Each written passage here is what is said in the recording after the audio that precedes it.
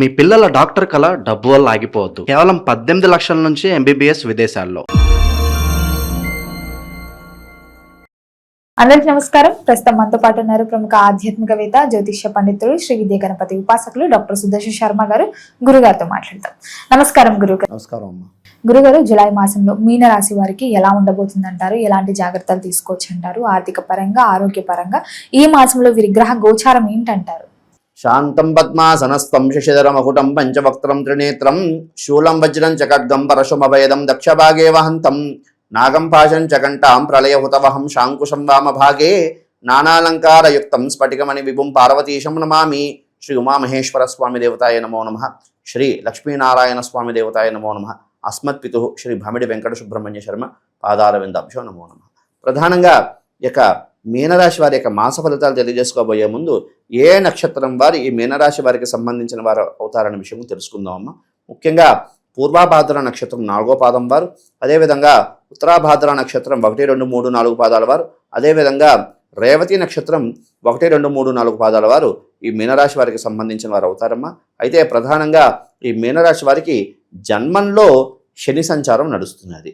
అదేవిధంగా వ్యయస్థానంలో రాహు సంచారం, అదేవిధంగా వీరికి సంబంధించి పంచమంలో శుభగ్రహాలైనటువంటి గురుడు, శుక్రుడు, అదేవిధంగా బుధుడు ఈ సంచారం, అదేవిధంగా షష్ఠ స్థానంలో కేతు సంచారం. ఇది గ్రహస్థితం. ఈ యొక్క గ్రహస్థితిని చూస్తే మీనరాశి వారికి చాలా అద్భుతంగా ఉంది. చాలా ఈ యొక్క మాసం చాలా ఆశాజనకంగానే గ్రహస్థితి సూచిస్తున్నది. అయితే ఈ యొక్క రాశి వారికి సంబంధించి ప్రతి కార్యంలో కూడా కార్యాన్ని సిద్ధింపజేసేటువంటి యోగ్యత గ్రహస్థితి కూడా కనపడుతున్నది. మరి విద్యార్థులకు ఎలా ఉంటుందంటారండి? ఈ యొక్క మీనరాశి వారికి సంబంధించి విద్యార్థులకి చాలా అద్భుతంగా ఉందమ్మా. ఎందుకంటే వీరికి దాని అంటారు పంచమ స్థానంలో గురు సంచారం వల్ల విద్యా విషయంలో చాలా ఉత్తమమైనటువంటి పరీక్షల్లో కూడా ఉత్తమమైనటువంటి ఫలితాలు ఉత్తీర్ణులై ఉత్తమమైనటువంటి ఫలితాలు కలగడానికి అవకాశం అనేది ఉన్నది.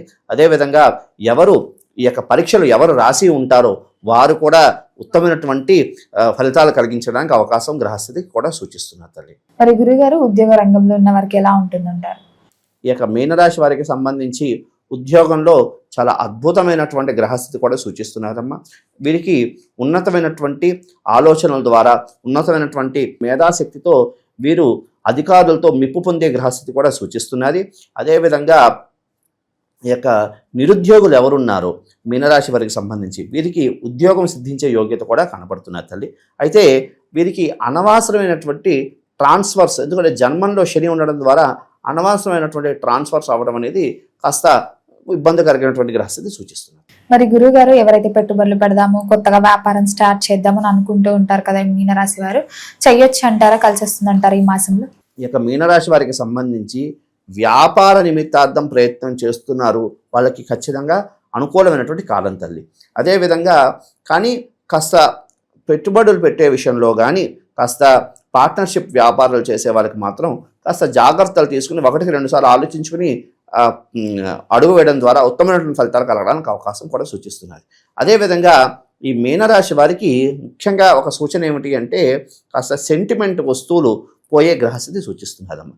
కాబట్టి ఈ విషయంలో కాస్త జాగ్రత్తలు తీసుకోవడానికి ముఖ్యమైనటువంటి సూచన.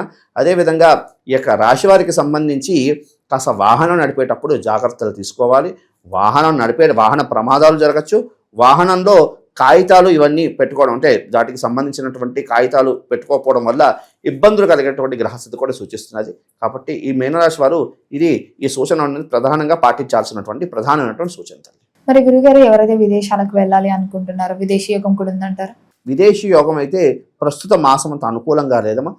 ఎందుకంటే వీరికి ఏలినాటి శని అనేది నడుస్తున్నది. తత్కారణం చేత ప్రతి విషయంలో ఆలస్యం అనేది జరుగుతూ ఉంటుంది. ఈ ప్రస్తుత కాలం అంతా ఈ మాసం అంత అనుకూలంగా లేదు. రానున్న భవిష్యత్ కాలంలో వీరికి సిద్ధింపజేసే యోగ్యత కనపడుతుంది. గృహయోగం, వాహన యోగం ఉన్నాయంటారా? ఖచ్చితంగా గృహయోగం అయితే ఖచ్చితంగా 100% ఖచ్చితంగా కనిపిస్తున్నది. ఎందుకంటే పంచమంలో గురు సంచారం వల్ల అద్భుతమైనటువంటి కాలంగా చెప్పుకోవచ్చు. మరి గురుగారు, వివాహ ప్రయత్నాలు ఎవరైతే చేస్తున్నారో, వివాహం జరగలేదో వారికి వివాహం యోగం ఉందంటారా? ముఖ్యంగా ఈ యొక్క మీనరాశి వారికి సంబంధించి రాశ్యాధిపతి అయినటువంటి గురుడు పంచమంలో ఉండడం ద్వారా, అది పంచమంలో ఉచ్చస్థానంలో ఉండడం ద్వారా ఖచ్చితంగా వివాహం సిద్ధించే యోగ్యత అయితే కనపడుతున్నదమ్మా. అదేవిధంగా దాన్ని ఏమంటారు, స్త్రీలు అనుకోండి, పురుషులు అనుకోండి, ఎవరు అనుకోండి, ఈ యొక్క రాశి వారికి సంబంధించి ఎన్నాళ్ళ నిండో కూడా వివాహం గురించి ప్రయత్నం చేసి ఇంకా వివాహం సిద్ధించదేమో అన్నటువంటి ఆలోచన ఉన్న వారికి ఖచ్చితంగా వివాహ యోగం ఖచ్చితంగా 100% కనపడుతున్నది. సంతాన యోగం కూడా ఉందంటారా మరి? ఖచ్చితంగా 100% సంతాన యోగం కూడా కనపడుతున్నదమ్మా. ఈ మీనరాశి వారికి సంబంధించి పుత్రకారకుడైనటువంటి గురుడు పంచమంలో ఉండడం ద్వారా ఖచ్చితంగా సంతానం ఖచ్చితంగా కలుగుతుంది. ఎక్కువ శాతం పురుష సంతానాన్ని కలగడానికి కూడా గ్రహస్థితి సూచిస్తున్నారు. మరి గురువు గారు కుటుంబ వాతావరణం కూడా ఎలా ఉంటుందంటారు? కుటుంబ వాతావరణం కూడా చాలా అద్భుతంగా ఉందమ్మా.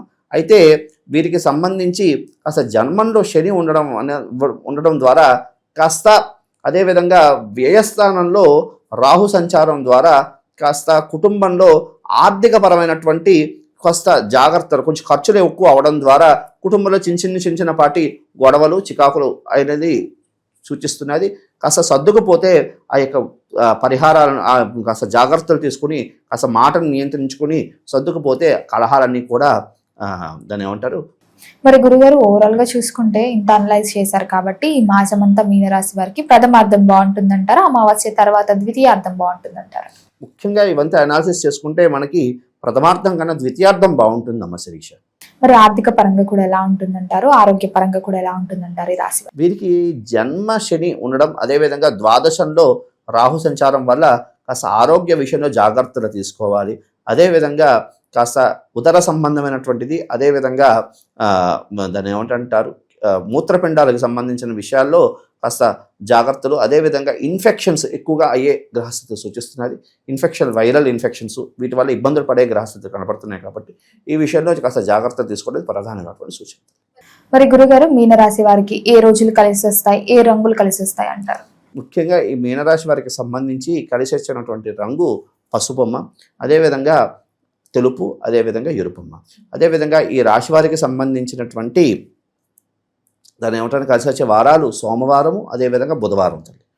మరి గురుగారు ఈ మాసంలో వీరు ఏ దైవనామస్మరణ చేస్తే బాగుంటుందంటారు, ఎలాంటి పరిహారాలు చేసుకుంటే ఈ మాసం అంతా కలిసి వస్తుందంటారు మీనరాశి వారికి? ఈ యొక్క మీనరాశి వారికి ప్రతి శనివారము, అలాగా 9 శనివారాలు ఖచ్చితంగా శనేశ్వర దేవాలయంలో అభిషేకం చేయించుకుని తమలపాకు మీద శ్రీరామ అని సింధూరంతో రాయించుకుని వెంటనే హనుమంతుడి దేవాలయానికి వెళ్ళి ఆంజనేయ స్వామి వారికి సింధూర లేపనం చేసి ఈ యొక్క తమలపాకులతో అర్చన చేయడం ద్వారా ఉత్తమమైనటువంటి ఫలితాలు కలగడానికి అవకాశం ఉన్నది.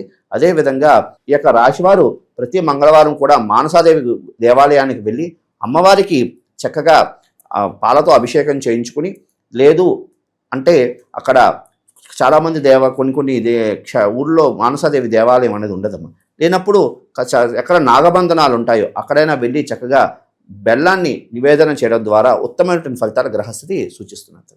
గురుగారు మొత్తం మీద జూలై మాసంలో మీనరాశి వారికి ఎలా ఉంది, ఎలాంటి జాగ్రత్తలు తీసుకోవాలి, ఏ పరిహారాలు చేయాలి, ఏ దైవ నామస్మరణలు తెలియజేసినందుకు ధన్యవాదాలండి. శుభమస్తు తల్లి.